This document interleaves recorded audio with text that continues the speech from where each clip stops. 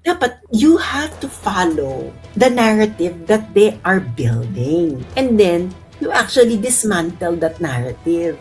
Na, dahil raw siya ay furious at fuming mad, it gives credibility doon sa mga word inutter niya. Walang kakwenta-kwenta ha, walang kakwenta-kwenta tong sinabi ni ni Ligutan at saka ni Lotok. Pero makita mo yung nila, yung pasahan nila ng bola. Pagkasabi ni Lotok na she was furious and fuming mad when she said it. Ganyan. Oh, she was furious and fuming mad. As if giving a cue to everyone na, guys, i-pick up nyo ito. I-pick up nyo ito na si Inday Sara, galit na galit, umuusok ang tumbong sa galit nung araw na yon, then she must have bad intention. Kasi grabe yung galit niya eh. You know, sa atin, kahit ano naman gawin ng defense, go tayo eh. Parang, okay, go. Pero we have to look at this from somewhat detached perspective. Mm-hmm. And hindi ba, sinabi na nga nila na the impeachment is not purely legal. It's also political. So, ano siya? Hybrid siya. It's semi-political and semi-legal. Yung defense, medyo nandun sila. Ginawa nilang extremely legal. Yes. Yung impeachment trial. Okay? And they rely on the burden of proof, rests on the prosecution. These are legal terms. Now, of course, we want that, we agree with that. But because it is semi-political, yung burden of proof na it rests on the prosecutor, it's not totally correct. You cannot be a legally absolutist when it comes to an impeachment trial because the judges are not judges in a court of law. The judges do not have the cold impartiality of a normal judge.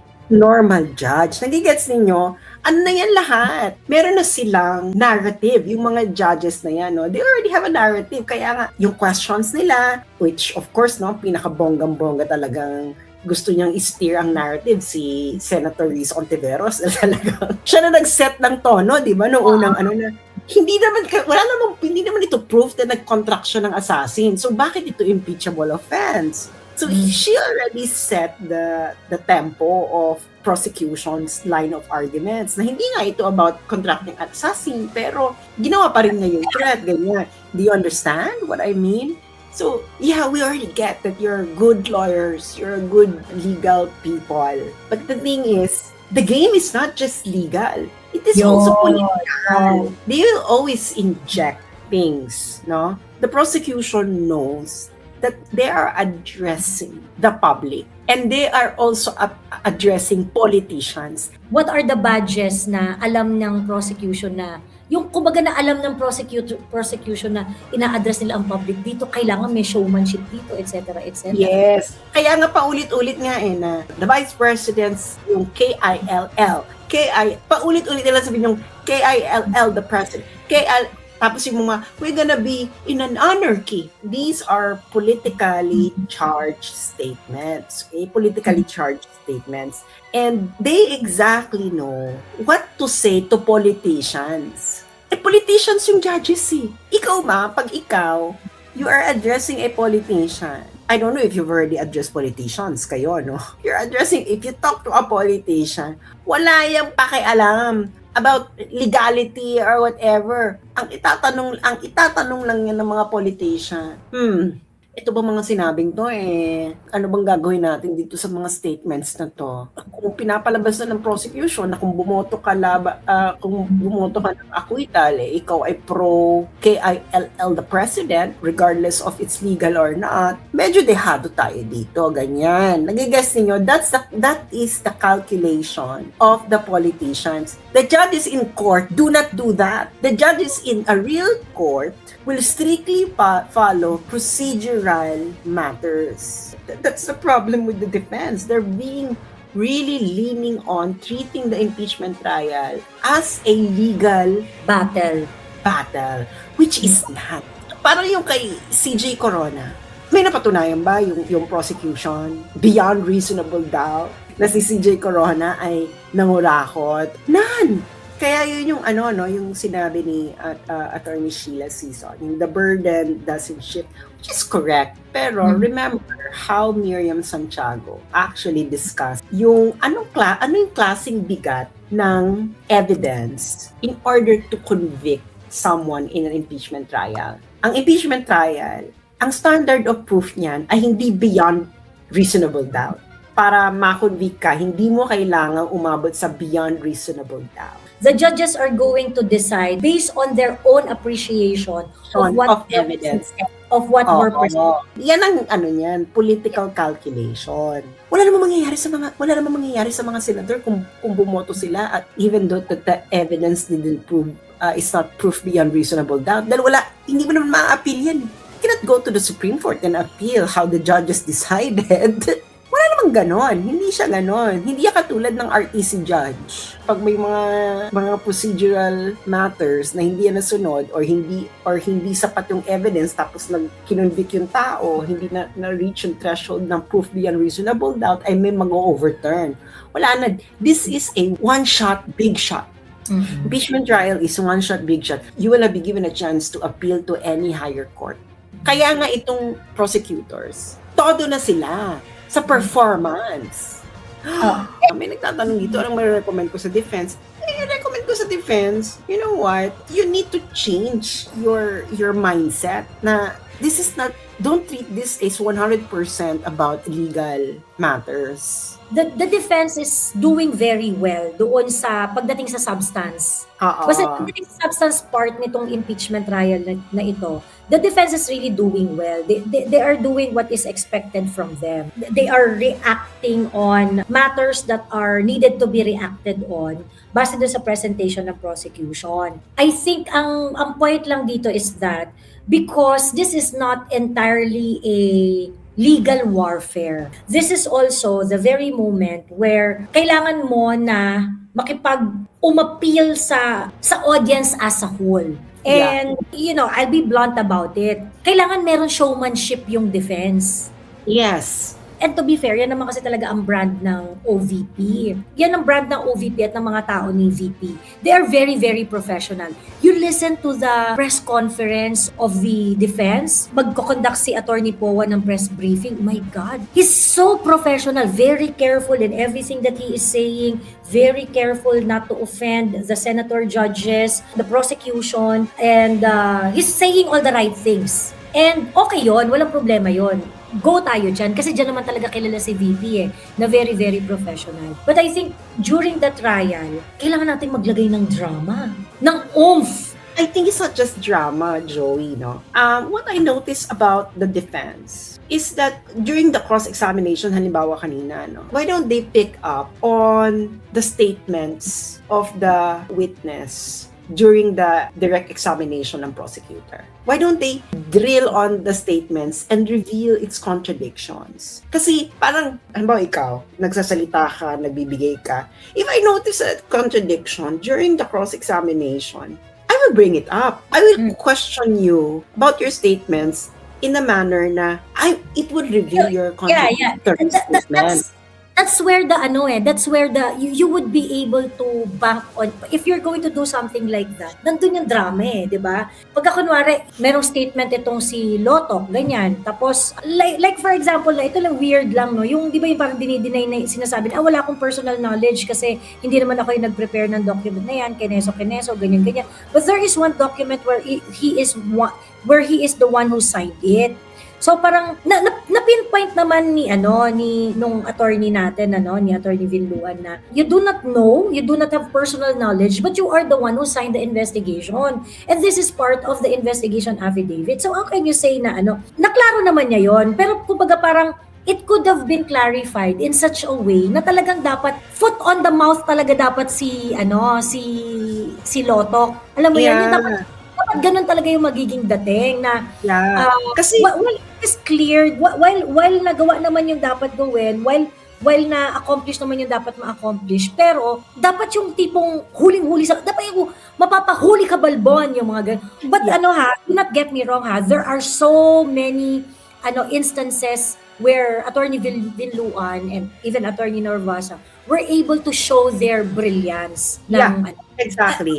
They're very good litigators, no? Pero the thing is, yung witness mo, nagbibigay na ng political statements eh. Oo. Na sinasabi niya, hindi natin to hayaan, no? Ano to, magiging anarchy? Ilang beses yung sinabi yun. Ilang beses yung sinabi yun. Kasi, kailangan, pag mga ganon, may mga political statements na ganon, i-cross-examine mo yun. Na parang, tatanungin mo siya. Halimbawa, no, pag sinabi ko yun, pwedeng tanungin sa akin, ano bang ibig niyo sabihin ng anarchy? Di ba, magkakagulo na or something. So, nag-imbestiga kayo dahil feeling nyo in the future magkaka-anarchy. Alam mo yun, parang pakita mo yan. Actually, that's very, napaka-conjecture nung ganong klaseng... Yes! Diba? So, the gravity of the situation is that it would lead to anarchy if you're not going to investigate this. Correct. Alam mo naman sabihin mong no dahil masisira yung previous statement mo. So why didn't you pursue do you believe that a threat to the Vice President is also going to produce anarchy if it's not fully pursued in investigation? Of course you would say yes. Magli-lead din siya. So can you explain the discrepancy between how you investigated the threat to the president and the supposed threat to the vice president? Kasi sinabi niya, hindi kasi siya nagbigay. Saka yung nag-rely lang daw sila sa open source. Open source intelligence base. Open source intelligence is not intelligence work. Hello, that's just research. That's just the intelligence that bloggers rely on. Open source intelligence. Kasi kung ikaw, tatanungin mo, National Bureau of Investigation, bakit ka lang nag-rely sa open source intelligence? Saka ba't hindi mo pinilit i-pursue yung ilang beses mo pinadala ng invitation si VP? Bakit hindi mo iitodo yung pursuance ng threat? Dapat kailangan sabay mo siyang kasi yung threat is kung ako ay pinatay, tigihin si ganito, si ganyan. Tapos ito namang si Lotok, pa-side pa siya nung tinanong siya ni Risa Ontiveros yung sa Supreme Court decision. Yung Supreme Court decision, ang threat noon, pag ako natanggal, parang eemihin ko yung ulo mo or something. And it was said to the person in front. Kasi yung tao talaga, siya talaga yung magtatanggal. That is a real threat. And it's apples and oranges. Why? Yes. Because I am issuing this threat in order you to prevent exercising something lawful. That is to remove me from my job. Di ba? I'm preventing you from doing a lawful act. Yung kay BP, i-issue ko to para hindi matuloy ang kanilang any unlawful na gagawin laban sa akin. Those are two different things. Yun rin yung concern ko, no? Siguro yung typo error, yung mga ganyan. Kasi yun talaga yung lumabas doon sa cross-examination. Marami silang typo error, marami silang ganyan-ganyan. And yun yung nagiging recall ngayon for today's trial. And okay yun. Na parang, putya, ganito pala tong NBI They are saying that they are taking this seriously. They prepared all the documents. Pero bakit mali-mali? Bakit tinamper ninyo yung dates ng mga documents? Bakit hindi consistent yung mga dates that you put in your investigation? So, at bakit nagkaroon ng mga modification? It means, it gives the idea that NBI is not very sure of what it is doing. Kasi parang, bakit nung sinubmit nyo sa DOJ nung una, hindi siya sufficient. Na kailangan nyo po siyang i-revise para maging sufficient. It basically, nagbibigay siya ng nagbibigay siya ng impression na parang hindi alam ng NBI yung ginagawa niya. And I think, it is incumbent upon the defense to harp on it na maklaro yung idea na NBI, hindi nyo alam ginagawa nyo. Diba? Ba't di nyo alam ang ginagawa nyo? And I think the defense has to take into consideration. Nalugi sila pagdating sa time when they have to start to speak up. Pagod na yung mga senador. Nagigets niyo? Pagod na yung senador. Ang haba mahaba. Kanina nga, hindi na nga natapos. Ganyan. So they have to keep the rhythm. Kasi pag ganyan, Joey, kung ikaw magpe-present ka, pang 10 ka ng presenter, for example, pagod na yung defense committee. Gusto mong buhayin yung dugo? gusto mong buhayin yung dugo. Kasi, pag binuhay mo yung dugo, ikaw yung magiging memorable. We don't Correct. remember boring moments. Nag-gets ninyo? Actually, may mga moments naman na nabuhay yung dugo, no? Yung tipong, yung pumirma, etc. So, I think the defense have to keep in mind that the moment that they will do cross-examination, the energy in the room is already down. Kaya hindi po pwede yung long-winded, etc., etc. So I think they need to keep it mas full of energy. Ibig sabihin, the rhythm should not be long-winded. Yeah. Mm-mm. At ang dami-daming bagay na Ang daming opportunity na pwedeng magganon. Pwedeng yung itaas mo yung energy. Itaas mo yung energy in the room. Itaas mo yung energy in the room. yes, dapat pala Sen Aimee. Yung, di ba, yung parang dapat magaling ka manupla, parang si Alan Peter Cayetano kanina, tsaka si Sen Aimee. Nakakailan ka sa pero anyway, kasi senador sila eh. Senator judges sila, kaya hindi man sila ma-object. Oh, pero kasi the line of questioning kasi nakita ko talaga, no, na parang, okay, you would like to destroy the credibility. Kaso yung mga senador, wala na dun sila sa credibility. Yung mga senador, ang nasa utak nila, okay, wala nga tayong makitang assassin. Pero tama ba ito na sinasabi to ng Vice Presidente? Sinabi na sa inyo ni Risa. Yun ang kanilang framework. Tapos pabalik ka sa, ano ba to, itong witness ba na ito, credible or hindi? Wala na doon yung mga senador. Wala na doon yung ibang senador. Nandun na sila na tama ba itong sabihin na, kaya nga kita ba, di ba mga questions, di ba? Yung mga questions, di ba, na doon nila ginigewang, doon nila dinadala yung narrative. Wala na sila kung kuha ka man ng assassin, kung yung mga dokumento ba na yan, ito bang to ay very competent. Alam mo yun, dapat you have to follow the narrative that they are building. And then, you actually dismantle that narrative. Paulit-ulit na, alam mo na yung narrative nila, yung narrative art nila na hindi nga ito nakapag-prove na may kinontract na assassin. Pero, mali itong kasabihin ng Vice Presidente. Sino sinasabi pa nila na Vice Presidente pa man din siya, ganyan-ganyan. Yun ang kanilang landas. It should be part of their bulletin board, the game plan for the political aspect of the trial. And ayun, pabunggahan, paanuhan tayo. Ito lang. Yung part na, hindi ko alam Sas kung napansin mo, yung part na tinatanong ni Ligutan, etong si Lotok na, so, ano ang mga basihan ninyo? Kung bakit, anong mga ebidensya ninyo? Kaya nyo nasabi na may grave threat talaga, na meron talagang nalabag si Inday Sara, ganyan. So sabi nga nila, dahil yung video nga daw, tapos may timestamp, ito nga pinagsama-samang video na ito, magpapatunay na talagang mukhang may plano, may scheme, may intent, may talaga si VP, may masamang balak, may maitim na balak. At pagkatapos, nung pinanood raw nila ng video ay siya ay furious and fuming mad. Na, dahil raw siya ay furious at fuming mad, it gives credibility doon sa mga word inutter niya.